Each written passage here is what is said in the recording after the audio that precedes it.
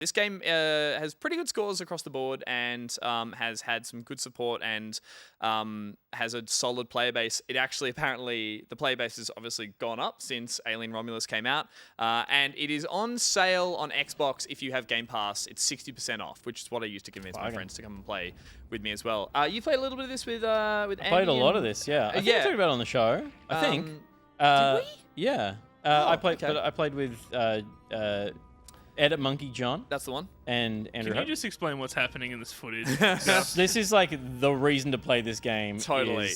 This is the lobby at the beginning of the match where you get your friends to join, is where you can run around and upgrade your weapons, and you can just friendly fires off, and you can just enjoy discovering the flamethrower for the first time. And as you'll see when you go and talk to any of the NPCs in the game, it has that wonderful effect that we had in Dead Island the first time, which is when you're busy talking to an NPC, your friends can run around and make all sorts of crazy shenanigans as that happens as well. So again, a big part of the fun of this game that we've been having is the messing around and playing as a squad of 3. That's the maximum size of the squad you take in.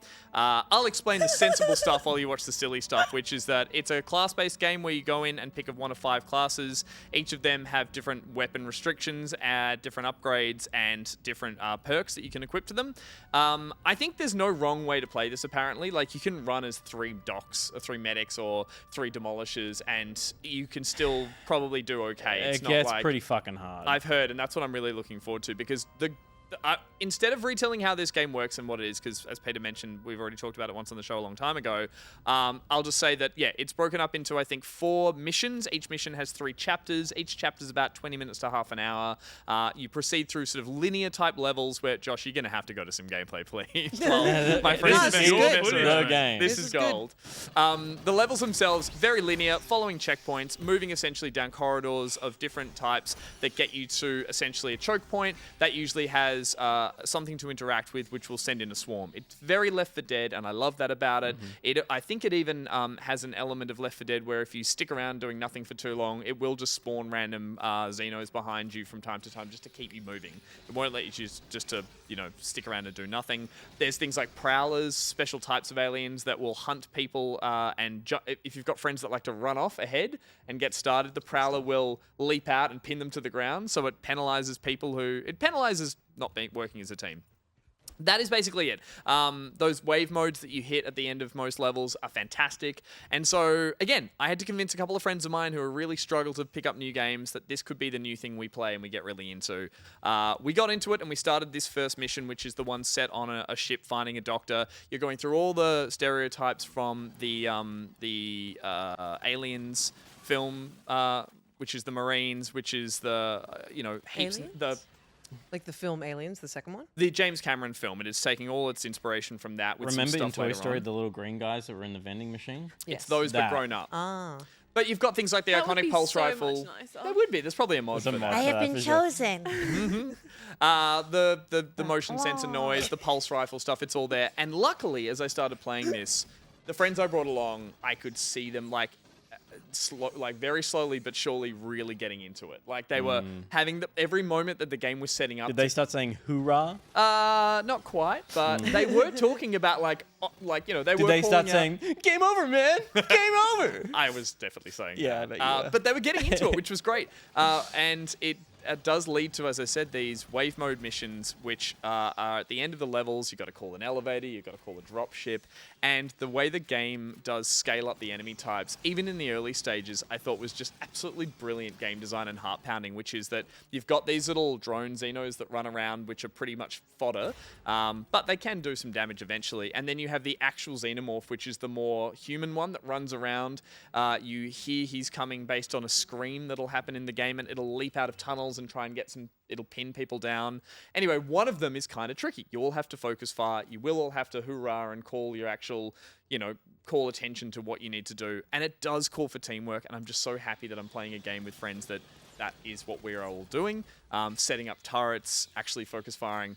The last chapter of this mission is calling in a dropship. And while that is happening, there are waves and waves of aliens that are flooding and attacking you. And the last part of that is having to go and hit a switch on the other side of the mission. And this now is one of my little moments that will stay in my head as a gaming moment that I shared with my friends, which was They weren't fucking around. They were holding down areas. They were calling out when they're running out of ammo, covering each other when one of us had to get more ammo. And eventually I was like, we have to hit this switch to move on with the mission. Let's go. And I was like, I was the team leader. I was like, Mike, you stay here. Nuts. Mikey, you're coming with me. And it was all happening. This is a power trip for me. Yeah. And we charged off and we hit that button and suddenly we heard the screams and about 5 full-sized, the walking, hard-to-kill Xenos just come out. It's a fail state. You can't kill them all. It turns into a panic run and you could just hear the panic in all our voices as we all started screaming and running around. Get back to the ship, get back to the ship. We were calling out like it was the movie. We were the Marines. We were losing our heads. It was just exactly what I wanted from this experience. And I'm so thrilled that I'm finally playing it because, I have been putting this off for way too long. And this is, it's discounted heavily on Xbox at the just moment? on Xbox, I think if you've got Xbox Gold or Game Pass, it's 60% off the deluxe edition, which is takes it down to about just on $30, I think. So it's like $29, and you get the extra mission as well. There's a DLC mission that came out a while back that's there, and you get a bunch of cosmetics and silly stuff as well. I would absolutely say that this is a perfect Aliens video game. It actually is. There is nothing more that I would want from this type of game out of this game. Yeah. It's fucking thrilling. It's hilarious. It's terrifying.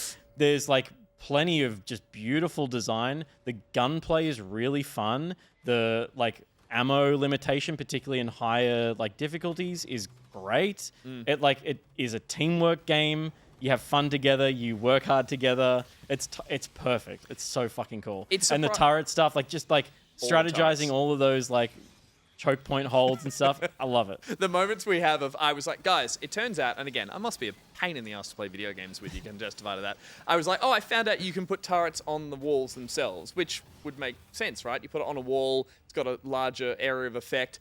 So we'd all be getting ready, and I'd turn around, and there's a turret on the floor in a corner. I'm like, who put this here? Who put this down? And then as it was killing aliens, my friends are like, it's doing pretty well, isn't it? I'm like, oh, just shut up. So we're having the silly moments with the fun moments. I was even saying, I think to Will earlier, when I was playing that really stressful moment, when we were running to go and press the button, and again, call me out on this as a loser, but my friend who was running with me struggles in some other shooters. When we play COD, we don't play COD anymore because it's just the difficulty level is too high and we just get owned and we just don't have fun. This was fun. They were having fun. We were running to the button. I turned around. There weren't any aliens behind him, but as he ran up the stairs, I kind of fired around him and it freaked him out. And I was like, anything we can add to this to make it feel cinematic and fun. And you could just hear that we were all actually just getting kicks out of it, but also playing a really well-built game that, to what you said about the gunplay, it is messy and a bit hard at the start, but it does have a really good progression through it. It does have skill trees that you open up, weapons that you add perks to that, focus the fire. So it might feel a little sloppy at the start, but once you get past that first series you get of power missions, trippy. you really do.